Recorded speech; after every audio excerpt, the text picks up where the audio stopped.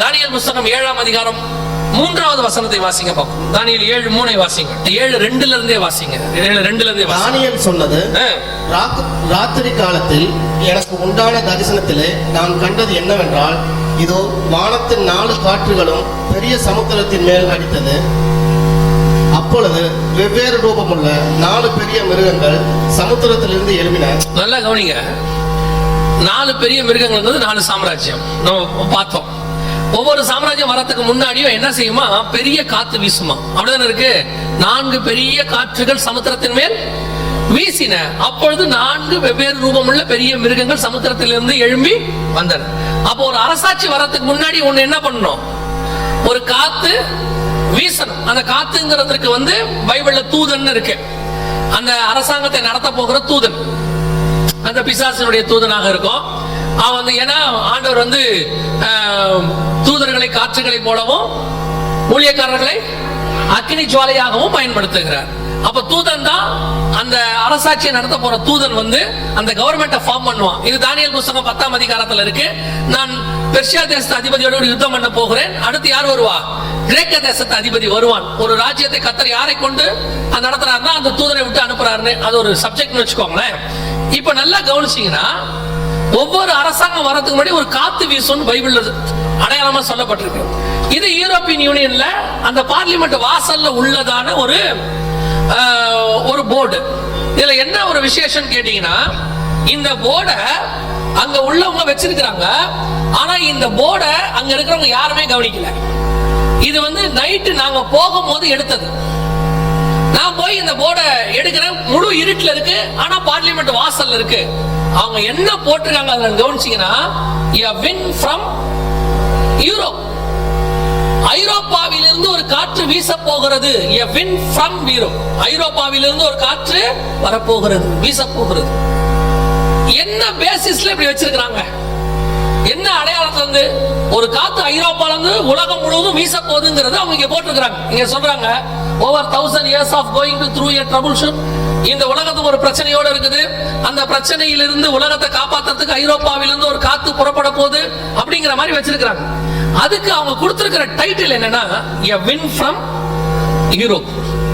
ஆனா தானியேல் புத்தகம் 2500 வருஷத்துக்கு முன்னாடி இத பார்த்துட்டு எழுதுறது இல்ல. தானியேல் புத்தகம் 2500 வருஷத்துக்கு முன்னாடி இத போட்டோ எடுத்துட்டு நான் வரேன். தானியேல் புத்தகத்துல சொன்ன எடுத்துட்டு வந்துட்டேன். இந்த போட்டோவெல்லாம் லேப்டாப்ல டவுன்லோட் பண்ணிட்டு இருக்கிறோம். அந்த பென் சிலை இதெல்லாம் டவுன்லோட் பண்ணுவோம். இந்த போட்டோ வரும்போது ஆவியானவர் உணர்த்துறாரு, தானியேல் 7:2 வாசிச்ச வசனம் தெளிவா இருக்கு. 4 திசையிலிருந்து 4 காற்றுகள் ஒவ்வொரு அரசாங்கம் வரதுக்கு முன்னாடி ஒரு காத்து வீசும். இப்ப இவங்க போட்டிருக்கிறாங்க, கடைசியில எங்க இருந்து காத்து வரப்போகுது, ஐரோப்பால இருந்து. கடைசி சாம்ராஜ்யம் ஐரோப்பாவிலிருந்து எழும்ப போகிறது. அதை அவங்களே உறுதி பண்றாங்க. 100% கர்த்தர் நமக்கு அதை தெரியப்படுத்துகிறார். அவங்கள வச்சு நமக்கு தெரியப்படுத்துகிறாரு. ரொம்ப சீக்கிரம் அந்தி கிறிஸ்துவின் சாம்ராஜ்யம் தொடங்க போகிறது. அந்த 10 நாடுகள் வந்துருச்சு. எல்லாம் ரெடி பண்ணிட்டாங்க. ஸ்திரீ மிருகத்தின் மேல ஏறியாச்சு. காத்து வீசுறதுக்கு ரெடி ஆயிருச்சு. நான் இப்பவும் சொல்றேன், அவங்க இப்பவே ரெடியாக இருக்கிறாங்க. இப்ப கர்த்தர் சொன்னபடி தானியேல் புத்தகம் 7:2-3 a wind from Europe வீசுவதற்கு ரெடி ஆகி விட்டது நம் கண்களுக்கு முன்பாக. இப்ப பாத்தீங்கன்னா அடுத்து வெளிப்பாடு 17:5 வாசிங்க. வெளிப்படுத்தின விசேஷம் 17:5.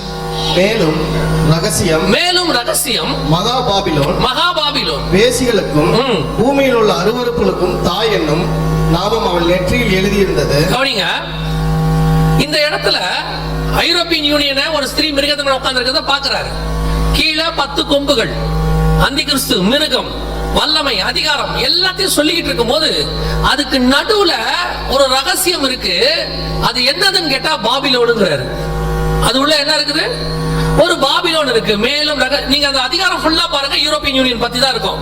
10 நாடுகள் கூட்டமைப்பு, அந்தி கிறிஸ்து, வல்லமை, அதிகாரம், கடைசியா அவங்க ஜெயிக்கிறது, அதுக்கு பிறகு அவங்க எப்படி தோக்குறாங்க, 18ஆம் அதிகாரத்துல அவங்க என்ன ஆகுறாங்க, எல்லாம் இருக்கும் அதுல. ஆனா நடுவுல மட்டும் ஒரு வார்த்தை சொல்றாரு, மேலும் ரகசியம் மகாபாபிலோன். ரகசியம் நமக்கு தெரியணும், சீக்ரெட். இதுக்கு பின்னாடி ஒரு சீக்ரெட் இருக்கு. இந்த ஒரே ஒரு சீக்ரெட்ங்கிற வார்த்தையை வச்சுக்கிட்டு கிட்டத்தட்ட 1.5 மணி நேரம் செய்தி இருக்கு. இந்த பாபிலோன்ல இருந்து யூரோப்பியன் யூனியனுக்கு 7000 வருஷமா என்ன தொடர்பு, என்ன கனெக்ஷன், எது வழியா வருது, ஹிஸ்டாரிக்கல் ப்ரூஃபோட நம்ம கிட்ட இருக்கு. இப்ப நம்ம அதை பார்க்கல. இப்ப என்ன பார்க்க போறோம் அப்படின்னு கேட்டா, இந்த யூரோப்பியன் யூனியன் பார்லிமெண்ட் ஸ்ட்ராஸ்பர்க், இந்த வாசல்ல சிலலாம் இருக்குன்னு சொன்னேன் இல்லையா, அந்த பார்லிமெண்ட் எப்படி இருக்கு தெரியுமா? இதான் பார்லிமெண்ட். அவங்களுடைய இப்பவும் இருக்கு, நீங்க போய் பார்க்கலாம் ஸ்ட்ராஸ்பர்க்ல. ஒருவேளை நீங்க நெட்டுக்கு போறவங்க, இன்டர்நெட்ல போறவங்களா இருந்தா நீங்க போய் இதெல்லாம் நீங்க சர்ச் பண்ணி பார்த்துக்கோங்க.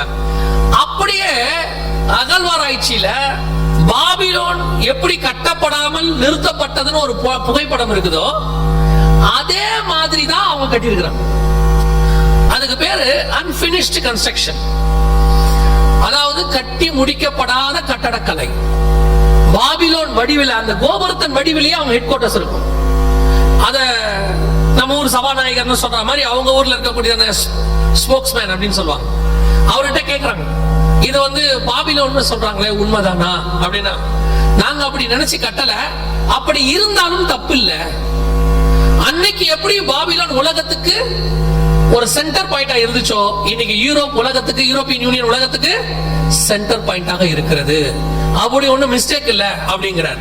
சரி, இது கூட கொஞ்சம் பார்க்கிறதுக்கு மாடல் அப்படி இருக்கு, ஒரு அசம்ஷன் நீங்க நினைச்சுக்கிறீங்க அப்படின்னு நீங்க என்ன சொன்னாலும் கூட, இப்ப நம்ம மீட்டிங்க்கு போஸ்டர்ஸ் போடுறோம் இல்லையா, கடைசி கால கூட்டங்கள், தவக்கால கூட்டங்கள், இப்படி ஒரு செமினார் ஒரு வைக்கிறோம்ல பேரு. அதே மாதிரி யூரோப்பியன் யூனியன்காரங்க ஒரு செமினார் நடத்துறாங்க. அந்த செமினாருக்கு இது அவங்க போட்ட போஸ்டர். யூரோப்பியன் யூனியன்காரங்க என்ன பண்ணாங்க, ஒரு போஸ்டர் போட்டாங்க செமினாருக்கு. அந்த செமினாரை பாத்தீங்கன்னா அதோட தீமே பாபிலோன் தான், அவங்களே போட்டது. அவங்க பார்லிமெண்ட போடல, பாபிலோன் கட்டடத்தையே போட்டாங்க, இதான் வச்சாங்க. இத நீங்க எடுத்துக்கிட்டீங்கன்னா அவ்வளவு கோட்ஸ் அது உள்ள இருக்கு, அவ்வளவு ரகசியங்கள் அது உள்ள இருக்கு. இப்ப நீங்க ஒரு சில காரியங்கள் நான் சொல்றேன், நல்லா கவனிங்க. நாம கடைசி காலத்துக்குள்ள இருக்கிறோம். அன்னை கிறிஸ்துவின் ஆட்சிக்கான எல்லாம் ஆயத்தப்பட்டு விட்டது, கோபுரங்கள் வரைக்கும் கட்டப்பட்டு விட்டதுங்கிறதுக்கான ப்ரூஃப் இப்போ இந்த பாபிலோன் கட்டடத்தை போட்டிருக்கிறாங்க. நீங்க பாக்குறீங்க, தெரியுது இல்லையா? எல்லாருக்கும் தெரியுதா? ரைட். இந்த பாபேல் கோபுரத்தை அவங்க செமினாருக்கு தீமா வச்சிருக்காங்க. வச்சுட்டு அதுல ரொம்ப முக்கியமா ஒரு விஷயம் நீங்க கவனிங்க. இந்த இடத்துல ஒண்ணு இருக்கு பாருங்க, அது ஏதாவது தெரியுது? அது என்னன்னு நீங்க பெரிய பெரிய கன்ஸ்ட்ரக்ஷன் கட்டுற இடத்துல பார்த்திருக்கலாம். இப்ப கூட நீங்க பார்க்கலாம், பெரிய பெரிய பில்டிங், உயரமா பில்டிங் கட்டும் போது அங்க ஒண்ணு இந்த மாதிரி இருக்கும், கிரேன் போட்டிருப்பாங்க.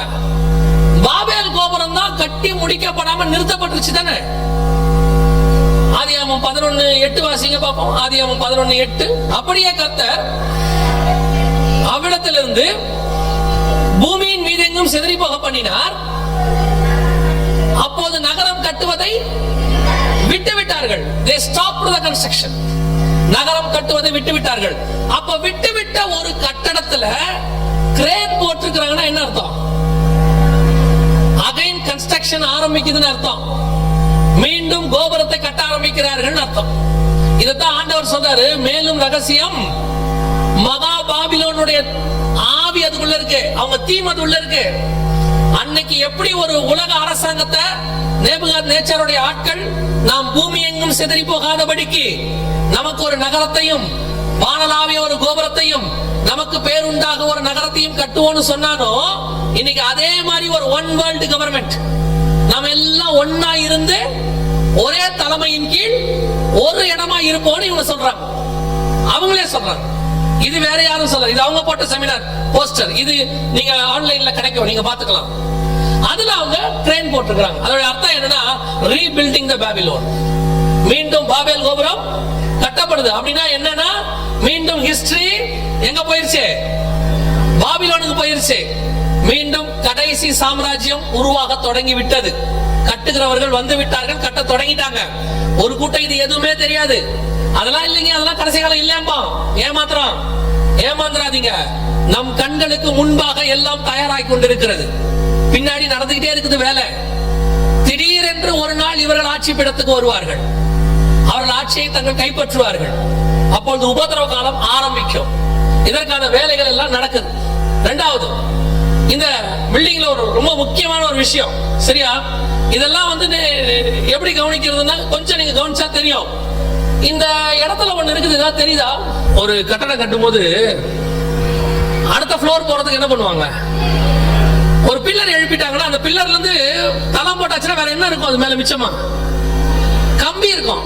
அந்த கம்பி மட்டும் நீட்டிட்டே இருக்கும். அடுத்த ஃப்ளோர் போற வரைக்கும் மேல மேல என்ன பண்ணுவோம்? கம்பியை நீட்டி விட்டுருப்போம். அடுத்த ஃப்ளோர் தேவைப்படுன்றதுக்காக கம்பியை நீட்டி விட்டுருப்போம். அப்படிதான் அவங்க நீட்டி விட்டுருப்பாங்க. சரியா? ஆதியாகமத்தின் புஸ்தகம் 11ஆம் அதிகாரம் அவங்க எப்படி கட்டினாங்கன்னு இருக்கு பாருங்க. 4வது வசனத்தை வாசிங்க. 3 சாரி. அப்பொழுது அவர்கள் நாம் செங்கல் அறுத்து அதை நன்றாய் சுடுவோம் வாருங்கள் என்று ஒருவரோடு ஒருவர் பேசிக்கொண்டார்கள். அவங்க எதை வச்சு கட்டியிருக்காங்க? செங்கல் தான், இரும்பு இல்ல. கம்பி என்னது? கம்பி எதுல செய்வாங்க? இரும்பு. செங்கல் எதுல செய்வாங்க? களிமண். மண்ணை குழைச்சி மிதிச்சு அதை நல்ல டைல போட்டு என்ன பண்ணுவாங்க? களிமண்ண டை மாதிரி செஞ்சா செங்கல். அன்னைக்கு அவங்க கட்டினது வெறும் செங்கல்ல கட்டிருக்காங்க. இங்க என்ன போட்டிருக்காங்க? மேல கம்பி. இது வெறும் களிமண், இது இரும்பு. ரெண்டும் சேர்ந்ததா இரும்பும் களிமண்ணும். என்னன்னு தெரியலையா? 2ஆம் அதிகாரம் தானியேல் புஸ்தகம் 40வது வசனம் வாசி. பாதி குயவனின் களிமண்ணும் பாதி இரும்புமாய் இருக்க. பாபேல் கோபுரம் ஃபர்ஸ்ட் கட்டும் போது என்ன இருந்துச்சு? வெறும் செங்கல் களிமண்ல தான் வச்சு கட்டினாங்க உயரமா. ஆனா இப்போ அதுல இரும்பு இருக்கு. மேல போட்டுருக்காங்க, நீட்டி விட்டுருக்காங்க கம்பிய. கடைசி கால சாம்ராஜ்யம் எப்படி இருக்குமா? இரும்பும். எத்தனை துல்லியமான தீர்க்க தரிசனம் பாருங்க. இவங்க இன்னைக்கு பாபேல் கோபுரத்தை போடும் போது இந்த இரும்பு களிமண் கன்ஸ்ட்ரக்ஷன் எல்லாம் போடல. அவங்க யூசுவலா ஒரு உயரமா கட்டும்போது என்ன போடணும்? அடுத்த கம்பி போடணும். அந்த மெத்தட்ல தான் போட்டுருக்காங்க. ஆனா இத 2500 வருஷத்துக்கு முன்னாடி பைபிள் சொல்லிருச்சு. நம்ம கண்ணுக்கு முன்னாடி கட்ட ஆரம்பிச்சிருச்சு. அது எல்லாத்த விட கடைசியா அந்த ஸ்லோகனை படிங்க. அவங்க என்ன போட்டிருக்காங்க பாருங்க. அதுல என்ன போட்டிருக்குது? Euro many tongues one voice. அப்படின்னா என்ன அர்த்தம்? டங்ஸ்னா என்ன? மொழிகள். மதர் டங் அப்படின்னா தாய் மொழி அப்படின்னு அர்த்தம். மெனி டங்ஸ்னா பல மொழிகள். ஐரோப்பா பல மொழிகளை உடையதா இருந்தாலும் பிரெஞ்சு இருக்கிறதுல பிரான்ஸ்காரங்க பிரெஞ்சு பேசுவாங்க, ஸ்பெயின்காரங்க ஸ்பானிஷ் பேசுவாங்க, இட்டாலிக்காரங்க லத்தீன் பேசுவாங்க, இப்படி ஒவ்வொருத்தரும் இங்கிலீஷ் பேசுறவங்க இருக்கிறாங்க. இப்படி ஒவ்வொருத்தரும் ஒவ்வொரு மொழி பேசினாலும் மெனி டங்ஸ் ஒன் வாய்ஸ். அதோட அர்த்தம் என்ன? ஒரே சத்தம். நாங்க எல்லாம் வெவ்வேறு மொழியா இருந்தாலும் எங்க எண்ணம் என்னவா இருக்குது? ஒரே எண்ணம். நாங்க எல்லாம் வெவ்வேறு சொன்னாலும் நாங்க சொல்றது ஒரு கருத்து தான். ஒரே விஷயம் சொல்றோம். அது என்னது? பாபிலோனை போல நாம ஒன்னா இருக்கணும்ன்ற. அதான் அவங்க சொல்றது. இப்ப இவங்க ஒரே யோசனை உள்ளவர்கள். வெளிப்பாடு 17:13 என்ன சொல்லுது? இவர்கள் ஒரே யோசனை உள்ளவர்கள். அது அவனே கன்ஃபார்ம் பண்றான். many tongues one voice. கர்த்தர் சொன்ன அத்தனையும் நம் கண்களுக்கு முன்பாக 100% நிறைவேறி விட்டது.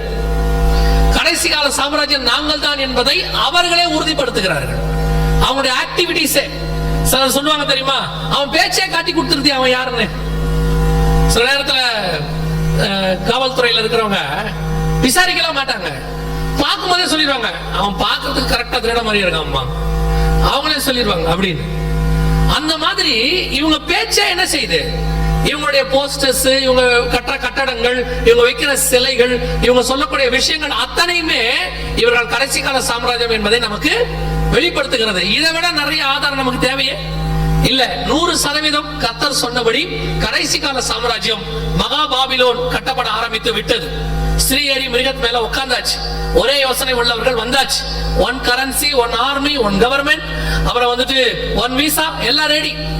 இப்போ வல்லமை அதிகாரத்துல வல்லமை அவங்க கைக்கு போயிருச்சு. இன்னும் இந்த தேர்ட் வேர்ல்ட் வார் முடியும் போது வல்லமை அதிகாரம் ரெண்டும் அவங்க கையில போறோம். அபிஷியலா உலகத்தினுடைய மைய பணமாகவும் ராணுவமாகவும் அவங்க மாறிடுவாங்க. கர்த்தர் சொன்ன எல்லாம் துல்லியமா நிறைவேறிச்சு.